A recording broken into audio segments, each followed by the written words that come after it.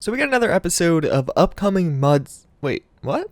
So starting things off, we have a new and upcoming mod called Nuclear Winter, or more specifically Fallout 2.887 Nuclear Winter. What it's going to do is more or less add in a temperature and body temperature mechanic based on weather, what armor you're wearing, heat sources into Fallout 4. If you ever used Frostfall or even Skyrim survival mode that came through Creation Club, you probably have a good idea of how this is going to work, but more or less it's going to add in a new mechanic into the game, maintaining an appropriate body temperature. As I mentioned, that's going to be affected by outside heat sources, so you're going to have the ability now to set up campfires, as well as when you're just around heat sources, they will warm you. But in addition, the armor you are wearing is going to affect your exposure rating, or how exposed you are to the elements around you. Now, in addition to all of that, the actual elements or the weather itself will have different factors and be dynamic. There's going to be a certain ambient air temperature, a wind chill. Wetness is going to play a role here. Honestly, this looks amazing. Gas Mask of the Wasteland is probably up there in my top 10 favorite mods just because of how freaking cool it is and how much it changes the game. And I think this is going to be another one that really does a massive overhaul to Fallout 4 and gets a lot of people to re-experience it. It looks awesome, and for me and hopefully for you, this is going to be one of my most anticipated mods going forward after seeing some of this gameplay.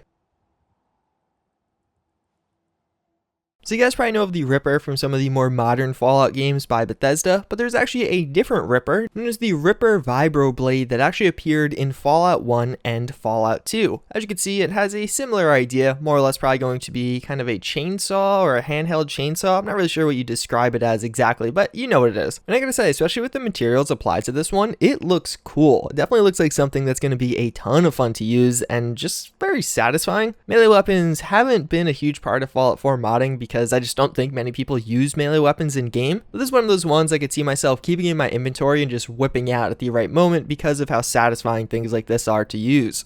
But hey, maybe you want something that has a little bit more range, then we do have the Warhammer 40k Flamer. So I've never played any of the games, I don't really know much about Warhammer 40k other than that it exists, and I think there's a board game or something, that's where it originated from. But either way, this obviously has that same aesthetic going on as some of the other Warhammer 40k stuff, and it looks pretty cool. It's definitely an aesthetic that I think is an acquired taste. It's like some of the stuff from this series or franchise seems to be larger than life, or kind of an exaggerated version of like a typical flamethrower. And the mod author actually brings up a pretty good point. Flamer weapons are pretty lacking in Fallout 4, both in the base game where there's really only like one, and then even through modding where I can only think of like one or two other mods that actually add in flamethrower based weapons. This is probably going to be a pretty cool addition. It's quite distinctive because it doesn't look like it's actually going to be a heavy weapon, but rather more of a handheld weapon or a small arms, which obviously goes against a lot of the other flamers we do see, except for one that was like a pistol. Either way, it looks pretty cool. It's probably going to be a lot of fun to use in game, as with most flamers, and we'll see when it gets released. Alright, so now we got a ton of stuff from OPILLAR, and first and foremost, one that I have been covering for literally years at this point, the Energy Flintlock. So I talked about the Energy Flintlock in numerous videos past. One, while it was a work in progress mod, but it really wasn't, it was just somebody's concept. Then how it was an awesome looking mod that never actually got released. And then after that, OPILLAR actually making an attempt at turning it into a mod. Well, now we're seeing his second attempt. And I gotta say, it looks just as awesome as it did in those original concept art images. At this point, it's just like my white whale of Fallout 4 modding. I want this thing in game just because I think it would be so cool, and it kind of fits in with the Minutemen theme to an extent. The laser musket is cool, but it really just didn't live up to what I hoped it would be. Hopefully Energy Flintlock does live up to expectations, and so far it definitely looks pretty awesome. But there's more. Also coming from OPILLAR is going to be the MG42. This is of course something we saw in the trailers for Fallout 76, and it looked pretty awesome. We actually saw a lot of gameplay of it, and it looks like it's going to be quite a bit of fun to use. Fallout 4 really doesn't have much in the heavy machine gun department, or really machine guns in general are pretty absent from Fallout 4. Both in the base game and actually even through modding. Skibida has released a few things. There's the M2 heavy machine gun from Wasteland Melody, but outside of that, there's not too many options in this category. This obviously looks amazing, as with pretty much everything OPILLAR does, but I think it could be a lot of fun to use in game also. And last but not least, out of the things for OPILLAR, we actually have the NTW20. So this is something I showed you guys quite a while ago that he was working on, but we haven't really seen any updates since that originally. As you can probably tell by the look of this thing, it is meant to be a heavy weapon. In particular, it's going to be an anti-material rifle in the real world used in South Africa against aircraft, power lines, and, you know, metal things that you want to pierce. I love this kind of stuff in Fallout 4. They always provide such a unique experience because you really get like that one shot, one kill, but then the reload time is brutal. Hopefully we can get a release on this one. It seems to be the furthest along of the 3 I just showed you, and it obviously actually is in game. Another work in progress weapon I've been showing you a lot of is the Fallout 3 10mm redesign. This is going to be a work in progress mod by Millennia, who really hasn't posted much as of late, but what he has posted for Fallout 4 over the past few years has been absolutely amazing, and a few of those mods have been continued to get use even though they're fairly old at this point because of how high quality they were at release. Well, now again, as you can tell, we do have the Fallout 3 10mm, this being the 10mm that appeared in Fallout 3. If you couldn't get that from the title, there's a slight redesign going from Fallout 3 to Fallout 4, and obviously now if you're really missing that Fallout 3 version, you can get this one, technically being the N99. Then we get another update to this classic combat armor that I actually showed you guys in the previous episode. Now we actually see a helmet and I think some more details on the armor as a whole. I love this. I think it looks absolutely amazing. Something that I actually get vibes from this is like a modern approach to a Roman Legionnaire armor. Maybe you don't agree at all, but that's kind of what I'm seeing with this, and I think it looks really freaking cool and I would love to use this in game. One thing in particular I like is the contrast between like the metal or steel, whatever it is, base of this armor, what actually makes up most of the components. But then as contrast, you have all those different accessories, some of the leather straps, some bullets strapped on, the belt buckle. I think it creates a really nice aesthetic, and it's something that I'm excited to see in game. So I showed you an MG, but what goes along with that? An MG Ness. This is going to be a current work in progress by Nuttalator. I always feel like I'm saying that guy's name wrong. This is the mod author that actually created sandbag fortifications in the past, which has been a really awesome mod and even gotten cooler through updates. And he also mentioned through this how, and I'll just read it word for word because I'm a little confused by it, it will also have an armor package to deploy in those pesky hot zones. I'm thinking of adding it in as an add-on, something which snaps on top of the MG Nest instead of a whole other MG Nest object with metal paneling. I really don't understand what that means, like the armor package aspect of that. Like, is it going to kind of have a mechanic where it'll deliver a little piece of armor to you or something? Either way, it looks particularly cool, especially if you're using like some of those warring mods like War of the Commonwealth and things like that. I think it'd be a lot of fun to use in that type of game state with a lot of combat going on at your settlement.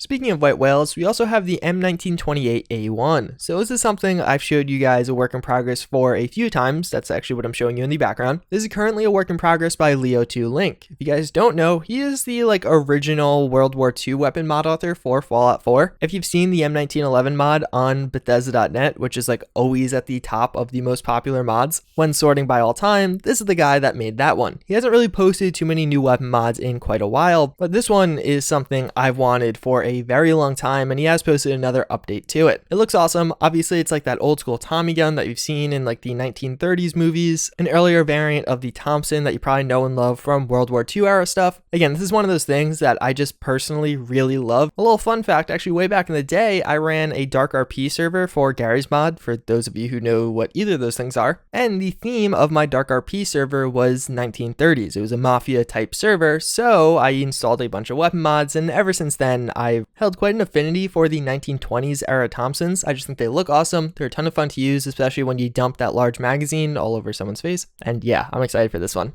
This one's really cool. I love the idea behind this. It's called V's Community Art. If you guys don't know, this is a mod author that's produced quite a few different kind of art styled things for Fallout 4 workshop content that is involving art. Well, this one's actually using a bunch of community made screenshots. So people that went to Fallout 4 and took a screenshot of something, and now it's turning it into a mod of posters or paintings that you actually can place down in your settlements. This mod author did work with a bunch of these other screenshot artists and actually got credit for those, and I just love it. I think that's a really cool idea. I don't think anyone's done this before, and for those of you who really like settlement building, I think this could be a great addition to some of your settlements to just kind of brighten things up. Is it weird that I kind of want one of these in real life, just as like a subtle nod to the fact that I'm a Fallout YouTuber? Like a painting that you couldn't immediately recognize as actually an in-game screenshot? I don't know, I just think that'd be kind of cool.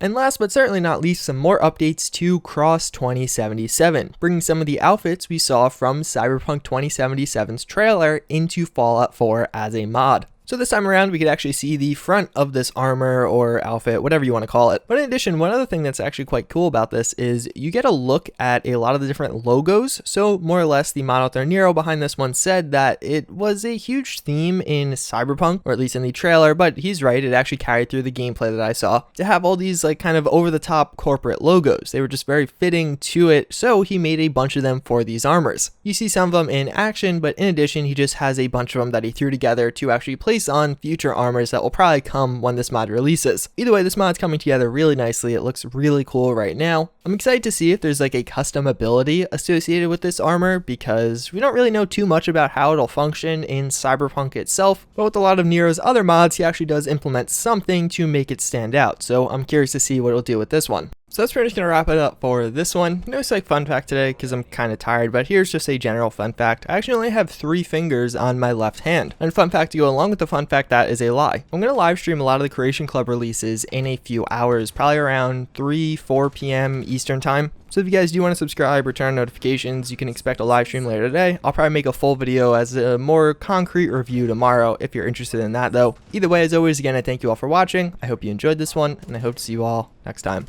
Later.